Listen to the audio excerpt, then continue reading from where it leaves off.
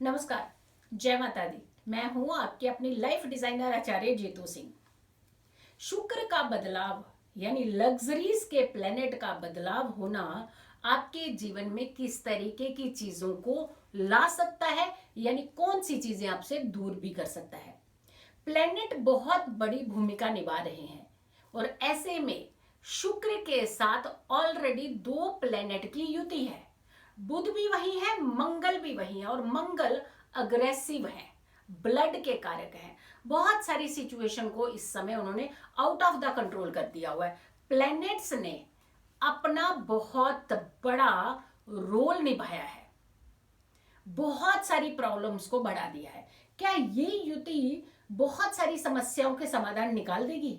क्या ये युति इन कॉम्बिनेशन से जो बन रहा है, ये ग्रहों का जो ये योग बन रहा है, क्या हमें राहत दिलाएगा? और किन राशि वालों को खास करके बहुत ज्यादा अटेंटिव रहने की इस समय जरूरत है? हो चुका है शुक्र का बदलाव, यानी 28 तारीख को रात को 11:59 पर मिथुन राशि में यह बदलाव हुआ। और यह बदलाव खास करके किन चीजों को इंडिकेट कर रहा है? अब जैसे शुक्र की बात करते हैं तो शुक्र सौंदर्य के कारक होते हैं, खूबसूरती के कारक होते हैं, हैप्पीनेस के कारक होते हैं, आपके लिए कला के कारक होते हैं, सुख सुविधाओं को, भौतिक सुख सुविधाएं उसके कारक माने जाते हैं। तो इस प्लेनेट का कुछ कॉम्बिनेशन बनना, जैसे लग्न के हिसाब से अगर हम देखते हैं तो सेकंड भाव यानी द्वितीय हाउस और सप्तम हाउस, सप्तम भाव द्वितीय भाव के ये स्वामी होते हैं। तो ऐसे में क्या द्वितीय भाव का कोई परेशानी कर सकते हैं या उसको अच्छा कर सकते हैं, या फिर सप्तम भाव को कोई परेशानी कर सकते हैं? वृष राशि और तुला राशि के लॉर्ड होते हैं ये। तो ऐसे में स्वामित्व जो है उनका वृष राशि और तुला राशि का है। मीन में ये उच्च के होते हैं और कन्या में नीच की अवस्था होती है इनकी। तो कितनी राशियों को संभलने की जरूरत है, कितनी राशियों को अटेंटिव रहने की जरूरत है? क्या मीन राशि को अटेंटिव रहने की जरूरत है या कन्या राशि को ज्यादा अटेंटिव रहने की जरूरत है? सेकंड भाव में अगर प्लैनेट्स की युति ज्यादा अच्छी नहीं है तो आपको ज्यादा चौकन्ने रहने की जरूरत है या सप्तम भाव वालों को ज्यादा चौकन्ने रहने की जरूरत है? हर राशि के ऊपर नजर। चलिए देखते हैं किसकी राशि में किस तरीके का बदलाव बता रहा है, यानी ये राशि किस तरीके से आपको सहयोग दे सकती है, प्लेनेट की सिचुएशन कैसी आपकी राशि में बन रही है। मेष राशि से शुरुआत कर लेते हैं। पहली राशि काल पुरुष की कुंडली के हिसाब से लग्न की राशि, आपके लिए ये गोचर थर्ड हाउस यानी तृतीय भाव में हो रहा है। यानी आपको तो मेहनत डेफिनेटली आपको थोड़ी सी करनी, लेकिन ज्यादा फल दिलाएगा ये समय। ये पीरियड जो है ये बहुत अच्छा रहने वाला है आपके लिए शुक्र के बदलाव का। और फिर शुक्र का गोचर जो है दूसरी तरफ से अगर हम इसका दूसरा पहलू देखते हैं तो सप्तम भाव को भी इंडिकेट कर रहा है। यानी मैंने कहा ना कि द्वितीय भाव और सप्तम भाव, लेकिन पहली राशि के लिए सेकंड भाव और सप्तम भाव को तो इंडिकेट करेगा ही करेगा। तो आपको और क्या ध्यान रखने की, अपने रिलेशंस, खास करके फैमिली में पति पत्नी के दाम्पत्य जीवन की अगर हम बात करते हैं तो वहां ज्यादा संभालने की जरूरत है अपने रिश्तों को। वृषभ राशि यानी टॉरस, एरीज वालों का तो आपने समझ लिया, मेष राशि। अब टॉरस की बात करते हैं। वृषभ राशि वालों के लिए कैसा ये योग बना रहा है, किस तरीके से उन्हें संभालने की जरूरत है? शुक्र का गोचर आपकी राशि से सेकेंड भाव में, यानी आपकी राशि की अगर हम बात करते हैं तो आपकी राशि से ये भाव आपके सेकंड भाव में ये राशि पड़ेगी, मिथुन राशि में इसका गोचर है। तो आपके लिए तो ये धन भाव भी है, धन भाव में शुक्र का आना तो अच्छा माना जाता है। तो ऐसे में आपको धन के, मनी के फायदे कराएगा ये योग आपके लिए अच्छा साबित हो रहा है। बहुत बार, कई बार होता है कि हमारा पैसा किसी ने अटका दिया होता है, नहीं देते, हमारी चाहे कितनी जरूरत पड़ जाए, बट हम जब भी पैसा मांगने जाए ऐसे लगता है पता नहीं क्या गुनाह कर दिया हमने, कोई अपना ही पैसा दे करके हम अपना वापस नहीं ले सकते हैं पैसा। तो ऐसा क्या हो जाता है, कुछ ग्रहों की भूमिका ही होती है वहां। तो ये समय जो है ये आपके लिए बेहतर है। यानी आप अगर अपना दिया हुआ पैसा आपको लगता है फंस गया है तो आप मांगेंगे तो आपको मिल सकता है। तो आपको ये फायदा दिखाता हुआ नजर आ रहा है। और आपके लिए खास करके एक चीज का ध्यान रखने की जरूरत है कि स्वास्थ्य को लेकर के बिल्कुल अटेंटिव रहिएगा, कोई चूक मत कीजिएगा, क्योंकि छोटी छोटी प्रॉब्लम्स को हम खुद ही के बढ़ा देते हैं। थोड़ी सी प्रॉब्लम हो या नहीं ठीक है, छोटी सी दवाई खा लेते हैं ठीक हो जाएंगे, ऐसा बिल्कुल मत कीजिएगा। अपनी हेल्थ को प्रायोरिटी पे लीजिएगा। तो ध्यान रखने की जरूरत है आपको स्वास्थ्य के लिए, क्योंकि दवाइयों का खर्चा बढ़ सकता है। मिथुन राशि की बात कर लेते हैं, यानी जेमिनी। तो आप ही की राशि में ये गोचर है, तो आपको तो कुछ फायदा देगा ही देगा। वो आपके लिए तो ये गोचर अच्छा साबित हो रहा है। और स्वराशि का बुध भी है, यानी अपनी राशि का बुध वहां पे। तो सोचिए, शुक्र और बुध और मंगल, ये युति जो है आपके लिए बेनिफिशियल हो रही है, आपके लिए फायदा दिखा रही है। कुछ नई अपॉर्चुनिटीज मिल सकती हैं, कुछ नए नए काम मिल सकते हैं। हो सकता है आपको धन का अचानक लाभ हो सकता है, आपको कम मेहनत में ज्यादा फायदा मिल सकता है। आपका कॉन्फिडेंस लेवल जो है वो अच्छा हो सकता है, हैप्पी रह सकते हैं। तनाव रहा था पिछले दिनों काफी ज्यादा, हो सकता है आपने परेशानी झेली हो, लेकिन ये समय आपको रिलैक्स करेगा। तो आपके लिए ये गोचर, ये जो ट्रांजिट है, ये अच्छा साबित कर रहा है।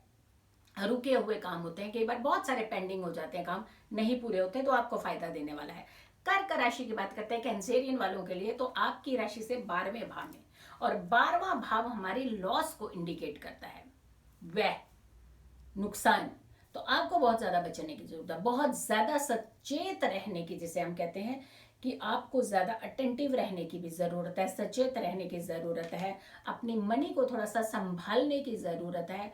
और अस्पताल के थोड़े से चक्कर लग सकते हैं। तो यानी कुल मिलाकर के अस्पताल के चक्कर की अगर हम बात करें, तो इसका मतलब आपको अपने आप को ज्यादा संभालना है, अपनी हेल्थ को नजरअंदाज बिल्कुल नहीं करना है। देखिए, कोई भी बदलाव जो है वो डराने के लिए नहीं आता है, अवेयर करता है। जब हम अवेयर होते हैं तो डेफिनेटली हम बहुत सारी परेशानियों से बच जाते हैं।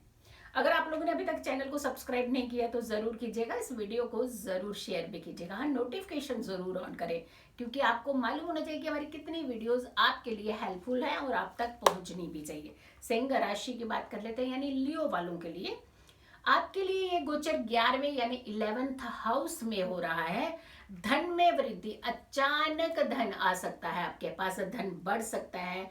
हो सकता है आपकी नौकरी में बहुत समय से परेशानी चल रही थी, प्रमोशन के लिए आपको बहुत ज्यादा तिल मिला चुके थे, सब आपने कोशिशें कर ली थी, लेकिन ये समय आपकी प्रमोशन दिला सकता है, आपको धन भी आपका रुका हुआ वापस दिला सकता है। कन्या राशि की बात करते हैं, यानी वर्गो वालों के लिए ये गोचर दशम यानी 10th हाउस में है। तो आपके लिए बहुत अच्छे योग बना रहा है, नए काम में बढ़ोतरी के, यानी फायदे के इंडिकेट कर रहा है। नुकसान जो जितना आपने अभी तक सहन करना था कर लिया, लेकिन अब ये समय आपको अच्छा साबित कर रहा है, आपके लिए कुछ अच्छी अपॉर्चुनिटीज के साथ साथ कुछ नए दरवाजे काम के आपके लिए खोलेगा। तो आपके लिए ये फायदा दिखाता हो, लेकिन थोड़ा सा तनाव से भी बचने का प्रयास कीजिएगा। कई बार क्या होता है कि काम एक्सेस होता है तो भी हम तनाव में जल्दी आ जाते हैं, लेकिन आपने तनाव में नहीं आना, क्योंकि वो जो ज्यादा काम होगा ये अपने आने वाली जिंदगी में बहुत फायदा देगा आपको। तुला राशि की बात कर लेते हैं, यानी लिब्रा वालों के लिए। तो ये गोचर आपकी राशि से 9वें भाव में है, 9th हाउस में। पिताजी के साथ मिलकर के काम कर लीजिए। बड़ी देर से पिताजी कह रहे होंगे कि मेरे साथ मिल जाओ, काम कर लो, लेकिन नहीं जी, हम नहीं करेंगे, हम तो अपने आप ही काम करेंगे। तो इस बार आप अगर उल्टा चलेंगे, थोड़ा सा अपना मन मार लीजिए, बोलिए पिताजी मैं आपके साथ काम करने को तैयार हूँ। देखिएगा आपको कितना फायदा होगा, जिसकी कल्पना भी आपने कभी नहीं की होगी ना, उससे ज्यादा फायदा आपको होगा। ये समय आपको वृद्धि दिखा रहा है, लेकिन थ्रू पिताजी के। तो इसीलिए पिताजी के साथ मिलकर के काम कीजिएगा और आपको नए अवसर मिलेंगे काम के, काम बढ़ सकता है। लेकिन थोड़ा सा अपने रिश्तों में तालमेल बनाने का प्रयास करें, ये आपको थोड़ा सा संभलने की जरूरत है, समझने की भी जरूरत है। वृश्चिक राशि की बात कर लेते हैं, यानी स्कॉर्पियो वालों के लिए ये गोचर आपके लिए अष्टम भाव में है। सडन, अचानक बड़ी प्रॉब्लम कर सकता है, बड़ी डील, धन की जुड़ी हुई डील को खास करके ध्यान रखिएगा। धन से जुड़ी हुई डील हो सकता है आपको अचानक कैंसिल भी करवा सके, या फिर आप धन का लेन देन कर रहे हैं तो बहुत सचेत रहने की जरूरत है, बहुत ज्यादा अटेंटिव रहने की जरूरत है। तो आपने जब भी आपने किसी को धन देना है, धन लेना है, तो ज्यादा ध्यान रखिएगा। कहते हैं ना, नजर हटी तो दुर्घटना घटी, कुछ ऐसी ही सिचुएशन आपके लिए बन सकती है।